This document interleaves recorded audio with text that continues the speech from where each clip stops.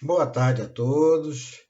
Que a paz, o amor infinito do Mestre Jesus nos envolva neste momento de tantas aflições que estamos passando e com a ajuda fraterna do nosso grande Mestre Jesus. Todos nós venceremos junto essa pandemia para voltarmos em breve aos nossos estudos e aos nossos trabalhos na forma presencial. Está fazendo falta, estamos com saudade, né? Mas daqui a pouco todos nós estaremos juntos, não como era antigamente, mas de uma forma mais tranquila, né? Mais diferenciada, porque esse um ano e tanto já nos ensinou muitas coisas, né? E todos nós aprendemos a ter paciência, a ter resignação e voltaremos mais forte, porque Deus, o Senhor é o nosso pastor, Ele está no comando e nunca nos faltou nada e nada nos faltará, né? Então, com as bênçãos de Deus, de Jesus, do Dr. Bezerra, que é o patrono desse nosso estudo, e de todos os nossos amigos espirituais da Casa do Caminho, vamos dar início ao nosso estudo de hoje, né? E o nosso estudo de hoje ele está no Livro dos Espíritos, né? Que é o nosso estudo, está na quarta parte, Esperanças e Consolações, do capítulo 1, Penas e Gozos Terrestres. E o primeiro item logo que vem é felicidade e infelicidades relativas. E começa na questão 920.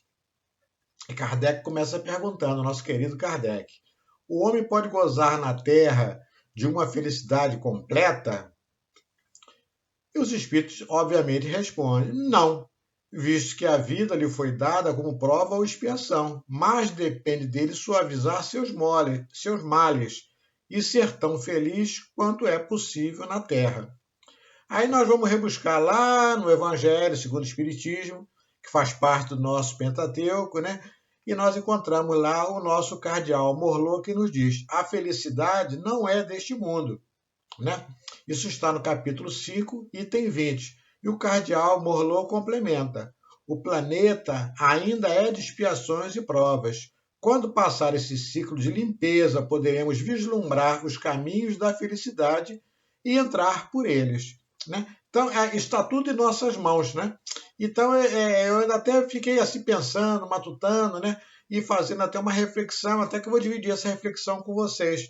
Será que essa pandemia não é um desses ciclos de limpeza que nós estamos passando e que nós necessitamos e que a providência divina nos oferece para trabalharmos a nossa moral, a nossa solidariedade, estarmos ajudando, nos ajudando e unidos e ajudando também ao nosso próximo e ajudando ao crescimento do planeta? É um momento para refletir, né? Então, como diz lá o nosso Evangelho, a hora é agora. A hora é agora, né?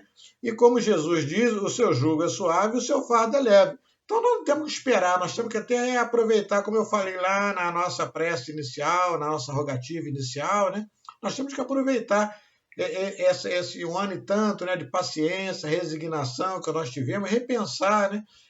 Muitas vezes nós éramos intolerantes. Para que essa intolerância? Agora nós passamos afastados dos amigos, sem poder abraçar, sem poder falar ao vivo e a cores, né? Afastado mais de um ano dele.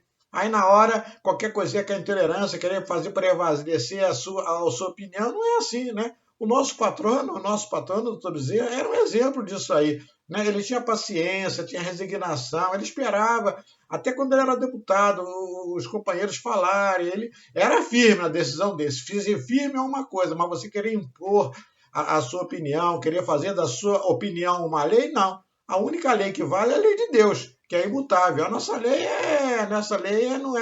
não é imutável, né? A sua lei vai mudando. Agora se você quiser fazer a sua lei ainda é pior ainda, né? Quem somos nós? Falíveis, cheios de compromissos, cheios de dívidas para com a lei, né? Isso aqui é falta nossa aqui de gratidão, até para com o Pai que nos ofereceu essa encarnação e nós não estamos aproveitando, né? Então nós temos que pensar, repensar, né? Quando nós voltarmos na forma presencial, repensarmos o que nós éramos antes da pandemia, o que a pandemia nos acuou dentro de casa e o que nós seremos quando nós voltarmos a nos encontrar. E eu tenho a certeza que todos nós seremos mais pacíficos, mais cordiais, mais amorosos, mais tolerantes, né? Porque a pandemia nos ensinou bastante isso aí. Né? Não vamos ficar só naquela história que quando ele mandando e-mail para cá, mandando meu WhatsApp para lá, pedindo isso, pedindo aquilo, não. Na forma presencial, nós vamos agir da mesma maneira. Nós vamos nos dar mão e nós seremos solidários. E só assim nós seremos felizes. Aí sim, nós teremos a condição da felicidade ainda neste planeta, mesmo sendo de provas e expiações. Na questão 921, concebe-se que o homem será feliz na Terra quando a humanidade estiver transformada, mas enquanto isso, cada um poderá garantir para si uma felicidade relativa? Olha a pergunta que Kardec fez. E novamente os espíritos respondem. O homem é, geralmente, o artesão da sua própria infelicidade. Praticando a lei de Deus, ele se poupa de muitos males e se proporciona a uma felicidade tão grande quanto a que comporta em sua existência grosseira. Então, está tudo, né, como eu falei, está tudo em nossas mãos. Né? Então, nós temos que ser mais inteligentes, né? Mais inteligentes e sabermos lidar. Porque o mandamento maior do nosso mestre é amarmos a Deus sobre todas as coisas e o próximo como a nós mesmos. Então, nós temos que ter, nós só seremos felizes quando nós entendermos isso aí, que o nosso próximo é o nosso irmão. Queiramos ou não, o nosso próximo é o nosso irmão. Então, nós temos que nos entender com ele, né? E sermos, e para nós fazermos, como Jesus, uma fraternidade universal, né? Uma fraternidade universal. Só assim nós alcançaremos essa nossa felicidade. E isso é muito interessante, essa resposta, né, que os Espíritos deram, né? Porque lá no livro Vinha de Luz, na lição 40, Emmanuel nos diz assim, olha o que Emmanuel nos diz, a árvore da vida não cresce no coração miraculosamente, qual acontece na vida comum. O Criador dá tudo, mas não prescinde do esforço da criatura. Então Deus, olha só como Emmanuel é danada, né?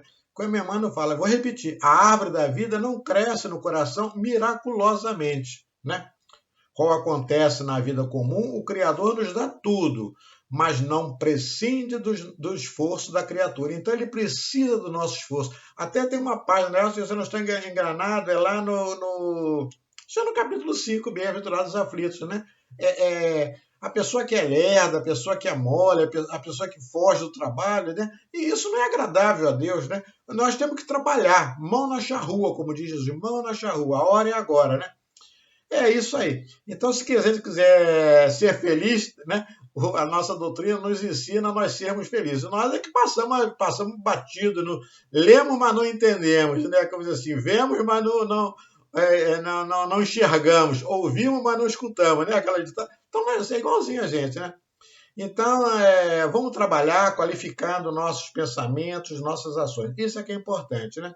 Aí vem o nosso amigo Kardec, que é o que sabe de tudo, é o nosso codificador, né, é o nosso conselheiro maior, né, que vem explicar para a gente o que os Espíritos dizem, o Kardec vem trazendo para a gente assim, olha só, Kardec, o homem que está bem compenetrado do seu destino futuro não vê na vida corporal senão uma estação temporária. Para ele é como uma parada momentânea numa hospedaria ruim. Ele se consola facilmente com alguns aborrecimentos passageiros de uma viagem que deve conduzi-lo a uma posição tanto melhor quanto melhor tiver feito antecipadamente os seus preparativos. Desde essa vida, somos punidos pela inflação às leis da existência corporal, com males que são as consequências dessa inflação e dos próprios excessos. Se remontarmos gradativamente à origem daquilo que chamamos nossas desgraças terrestres, nós as veremos na grande maioria, como consequência de um primeiro afastamento do caminho reto. Através desse desvio, enveredaremos por um outro caminho mau e, de consequências em consequência, caímos em desgraça. Olha o Kardec, né? Olha o Kardec fala para a gente. Então, esse brilhante, como sempre, comentário de Kardec, traduz fielmente os nossos deveres para com a lei divina, a única que nos levará à felicidade, né? E Jesus ainda acrescenta, né? Para alcançar essa felicidade, né, só existe uma coisa, a prática da caridade. Esse é o caminho mais reto que nos conduz à felicidade, que nos conduz a Deus. Né? Então é isso que nós vamos falar, a caridade. Benevolência, indulgência e perdão das ofensas. Na questão 922, o nosso querido Kardec pergunta, a felicidade terrestre é relativa à posição de cada um? O que basta para a felicidade de um constituem a felicidade do outro. Há, entretanto, uma medida de felicidade comum a todos os homens? Pergunta sábia, como sempre. E os espíritos mais sabiamente respondem. Com relação à vida material, é a posse do necessário. Com relação à vida moral, a consciência tranquila e fé no futuro. Então, gente, realmente, né? Com relação à vida material, são os bens terrenos, que nós somos tão apegados a ele, né? É onde não falta o necessário. E nós, por questões egoísticas, queremos sempre mais, nós nunca somos satisfeitos, né? Bem material é com a gente mesmo, né? E se falando da vida moral, como diz lá os espíritos, né, é a tranquilidade da consciência, aquela que não se perturba com os acontecimentos transitórios do mundo exterior. Se queremos sentir essa existência da felicidade, devemos cultivar a fé, para sempre ter uma base, né, em nossa oração. Então, a oração é a base da fé. Vamos orar com fé, né? Onde não pode faltar a fraternidade, a honestidade, a caridade. Se as leis de Deus, as leis divinas, são imutáveis, o remédio de Jesus é infalível, né? Então ele nos ensina a amar ao próximo como a ti mesmo. Então nós temos toda a receita nas nossas mãos, né? Só que esse remédio para a gente ainda é muito amargo, né? Mas vamos ver se agora, com esse um ano de tanto, né, de afastamento, né, esse remédio agora na nossa volta será mais suave, né? Não será um mel ainda, né? Mas será um remédio mais suave. Nós temos que entender isso aí.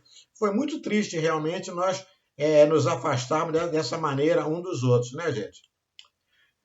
Na questão 925, Kardec pergunta: por que Deus favorece com os dons da fortuna certos homens que não parecem tê-la merecida?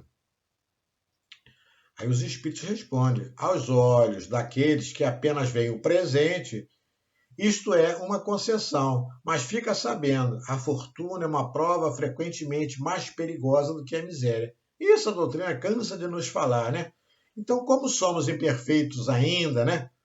Ou não somos imperfeitos? Somos bastante perfeitos ainda. Nós estamos a caminho da perfeição, mas isso está longe. Esse a caminho eu estou escutando um bocado de tempo. Assim, e não vai ser nessa encarnação, não. Vamos caminhar nessa e muitas outras encarnações. Mas continuamos a caminho, né? Um dia nós chegaremos lá. Como somos imperfeitos, duvidamos muito da sabedoria do Pai. Do que nos serve, no que nos refere à riqueza, que por vezes vem para uns com mais facilidade do que para outros, o Senhor sabe muito bem o que faz para o adiantamento da sua experiência desses afortunados de bens materiais. Não pensemos que a riqueza é um prêmio. Às vezes ela constitui o maior perigo e desvios morais. A gente quer tanto essas coisas todas e às vezes a gente tem e dá com os burros na água, né? Às vezes perde-se até algumas encarnações na frente porque não soubemos empregar bem aquela fortuna, aqueles bens materiais que nós tivemos, né? E isso é muito comum, né? No entanto, é necessário que a alma experimente, né, essas duas posições, a da pobreza e da riqueza. Nós temos que experimentar tudo aqui. Até para nós temos a consciência, né, como diz o Evangelho, do bem e do mal. São lições que podemos recolher no celeiro da vida. Se estamos passando por alguma dessas experiências, devemos orar e vigiar. Devemos meditar, trabalhar. Devemos procurar, em primeiro lugar, a Jesus, que é nosso mestre, modelo e guia. Pois ele sabe muito mais do que nós nos endereçar a paz na melhor maneira que podemos receber em nome de Deus, né? Então, em vez daquele negócio, agradecer sempre a Deus. Nós não fazemos nada, né? A toda intuição que a gente recebe, nós recebemos dos nossos bons amigos, benfeitores, que nos intuem a todo momento, né? Se nós dependêssemos só da gente, nós estaríamos lá ainda, seríamos primitivos ainda, né? Então, nós fomos crescendo, o progresso foi chegando, mas nós ainda não temos essa fé necessária. Eu não digo nem aquela que remove montanha, porque aquela está tão cedo, a gente não vai ter realmente, né? Mas nós não temos essa fé, nem nós espíritas, digo mais, nem nós espíritas temos essa fé, essa certeza absoluta na vida futura. A gente vacila mais. Quando eu digo isso aqui, porque se a gente aceitasse bem a vida futura, nós seríamos espíritas bem melhores, né? Nós aqui estamos, né? Eu até às vezes eu discuto isso lá com os colegas lá em Bezerra de Menezes, no grupo de Bezerra de Menezes, né? E às vezes eu não sou bem entendido, às vezes sou bem entendido, né? Mas eu costumo dizer, para nós é difícil assim. Então eu vejo muita gente falando isso, aquilo, não sei o quê. É claro que eu não posso generalizar, né? Mas eu vejo ainda, né, muita hipocrisia. Aquela história assim, faça o que eu falo, mas não faça o que eu faço. Isso existe muito na gente, está muito dentro da gente, infelizmente. Eu vejo assim, pode ser que eu esteja errado, pode ser que eu esteja certo ou não, né? Mas eu vejo assim, as coisas ainda me doem, as coisas me incomodam, eu ainda sinto ciúmes, eu ainda sinto... Gente, eu sinto tudo, todas as paixões, eu ainda tenho um pouquinho delas, eu não consegui me livrar. Não sei se você já se livrou, eu não me livrei de todas elas, não.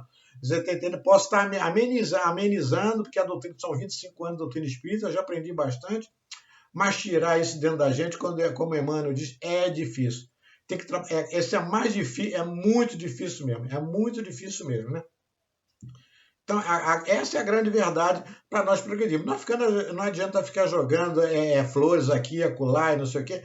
Não, nós temos que fazer como Santo Agostinho. Olha para toda a gente, conhece a ti mesmo, né? Vê se a gente coloca a cabeça no travesseiro, vamos dormir, vamos pensar bem. Aí sim, quando nós fizermos isso aí, né? Nós podemos assim, caminhar. Não vamos chegar a Santo Agostinho, obviamente, ainda, né? Mas podemos estar no caminho correto. É como diz lá no Homem de Bem, né? São 17 ou 19 capítulos, isso daquele lá. Né? Aí quando você começa a olhar aquelas coisas, mas isso aqui eu já faço. Aí, isso é só o começo. Se você já faz algumas delas, é o que nós estamos. Nós estamos a caminho. Fazer uma porção daquelas boas ações do Homem de Bem. Agora, em compensação, na maneira que a gente faz uma coisa, a gente tira com a outra mão, né? Nós somos muito vacilantes ainda, né? Então é esperança de consolações, é por isso que ele é doutrina espírita. Nesse ponto todo mundo acredita, né? Que nós vamos encarnar de novo. Graças a Deus que Deus tem paciência com a gente, né? Encarna quantas vezes for necessário até a gente aprender. Na questão 927, certamente supérflua não é indispensável a felicidade, mas o mesmo não se dá relativamente ao necessário. Ora, não será real a infelicidade daquele que se acha privado deste necessário? Aí olha a resposta do Espírito. O homem só é verdadeiramente infeliz quando sofre a falta do que é necessário à vida e à saúde do corpo. Talvez essa privação seja culpa sua. Então, só de si deve se queixar. Se a culpa for de outrem, a responsabilidade recai sobre aquele que houver acusado. Então, para tudo é preciso equilíbrio na vida, né? A riqueza em demasia pode provocar distúrbios incontroláveis, a pobreza do mesmo modo. Todas as duas posições, tanto a riqueza como a pobreza, mostram a insatisfação de maneira a criar instabilidade nos caminhos a percorrer. O que se encontra mais ou menos feliz, sentindo mais perto que existe paz, é aquele que nada falta para a sua vida material, mas que não comete o desperdício da economia divina pelas suas mãos. Infelizmente, esses ainda são uma minoria. Você juntar o útil ao agradável, você ter aqueles bens, você fazer o bem. Ser uma irmã Paula, né? Aí é a minoria, é uma minoria realmente. Vamos dizer que é a minoria, né? Vamos ver lá o céu e o inferno, vamos ver lá os espíritos felizes. Nós fazemos aquilo que os espíritos felizes fazem. Gente, aquilo é uma minoria, aquilo é um exemplo para a gente, tá entendendo? A doutrina espírita é só exemplo para a gente, exemplo para a gente, exemplo para a gente. Nós vamos ler a nossa doutrina, vamos procurar, não só ler, vamos procurar praticar, porque ali tem tudo para a gente, né? Se a gente acredita na vida futura, está ali. Está tudo ali para a gente. 928. Através da especialidade das aptidões naturais, Deus indica evidentemente a nossa vocação neste mundo. Muitos males não advirão de não seguirmos essa vocação? Aí vem a resposta dos espíritos. É verdade. Frequentemente são os pais que, por orgulho ou por avareza, fazem com que seus filhos saiam do caminho traçado pela natureza. Compromete por esse desvio a felicidade deles e serão responsáveis por isso, né? Então, gente, temos ainda um comentário de Kardec, que ele vem falando, fechando essa parte aqui, né? Isso é muito legal, né? Então, Kardec nos diz assim: o deslocamento dos homens para fora da sua esfera intelectual é certamente uma das causas mais frequentes da decepção. A inaptidão para a carreira abraçada é uma fonte inesgotável de revés. Depois, o amor próprio, vindo a juntar-se a isso, impede o homem fracassado a procurar um recurso numa profissão mais humilde. Ele mostra o suicídio como remédio supremo para escapar ao que acredita ser uma humilhação. Olha como é profunda essa explicação de Kardec. Se uma educação moral os tivesse elevado acima dos tolos preconceitos do orgulho, jamais ele teria se deixado apanhar desprevenido. Né? Então, os espíritos amigos ainda acrescentam: uma sociedade organizada segundo a lei de Cristo, ninguém deve morrer de fome. Mas nós somos assim? Nós temos, né, essa sociedade organizada segundo a lei de Cristo? Não. Né? Então, e o Kardec vem complementando, né? Com uma organização social sábia, previdente, só poderá faltar o necessário ao homem por culpa dele mesmo, mas por suas próprias faltas são frequentemente o resultado de um meio que se acha colocado, né? E quando o homem praticar a lei de Deus, terá uma ordem social baseada na justiça e na solidariedade, e ele próprio também será melhor, certo? Na 931, Kardec pergunta: por que a sociedade, as classes sofredoras são mais numerosas que as classes felizes? Aí os espíritos respondem para a gente assim: a felicidade não é deste mundo. Nenhuma é perfeitamente feliz. E o que se julga ser felicidade esconde frequentemente pungentes aflições. O sofrimento está em toda parte. Entretanto, para responder ao teu pensamento, direi que as classes que chamais sofredoras são mais numerosas porque a terra é um lugar de expiação. Quando o homem tiver feito dela morada do bem e dos bons espíritos, aí não será mais infeliz, e ela será o paraíso terrestre, né? Então tá lá. Para a gente ver isso, é como eu falei lá, como o cardeal Morlot falou, a felicidade não é deste mundo enquanto nós não modificarmos, né? E nós vamos então passar então para questão, o item seguinte, que é perda das pessoas amadas. É a questão 934. A perda das pessoas que nos são caras não é uma daquelas que nos causam legítima tristeza, quanto mais legítimo quanto é irreparável, independente da nossa vontade, esta perda? Os espíritos respondem: essa causa de dor atinge tanto rico quanto pobre, representa uma prova ou expiação, e é a lei comum, mas é um consolo poder comunicar-vos com vossos amigos através dos meios que dispondes, aguardando que tenhais outros mais diretos e mais acessíveis aos vossos sentidos. Né? Então, a perda do ente querido é uma falta de nada. Né? A gente sente, não sou isso. Não tem isso. Nós sentimos, nós somos sensíveis, nós somos humanos, nós somos cristãos. Né? O amor está dentro. Pode, às vezes, não está brotando, mas o amor está dentro da gente. Né?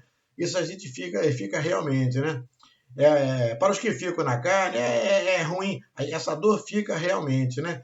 E o Espiritismo nos dá essa compreensão, que ela passa a ser alegria porque sabemos que a vida continua. Nós temos esse conforto, né? Nós sentimos a falta mas nós ficamos felizes que a vida continua e eles ficaram libertos, né? Desse invólucro carnal que nós estamos aqui embutidos. Então eles vão ter outra chance, virão com outra roupagem, de repente, né? Dependendo do que escutar bem lá no plano espiritual, porque como a doutrina nos diz assim, cada encarnação é feita para nós nos sentirmos melhores, para nós progredirmos, né? Ninguém vem aqui para sofrer, nós viemos aqui para nos ajustarmos com a lei e evoluirmos, né? Então, cada encarnação é melhor para a outra, né? Então, ninguém morre, somente deixa de se ver a forma. No entanto, a essência permanece viva, mais viva do que se pensa. O que se chama morte é apenas uma força transformadora de mais vida. Quando se troca de roupa, né? A doutrina não diz, não se troca de roupa toda hora, assim, então mesmo é a alma. A alma pode trocar de veste de tempo em tempo. Chegou a hora, vai partir, vai trocar, vem, mas lá não deixa de nos ajudar, e assim com as nossas orações nós não deixamos de ajudá-lo. A prece é indispensável em qualquer lugar, em qualquer momento da vida, a prece é indispensável.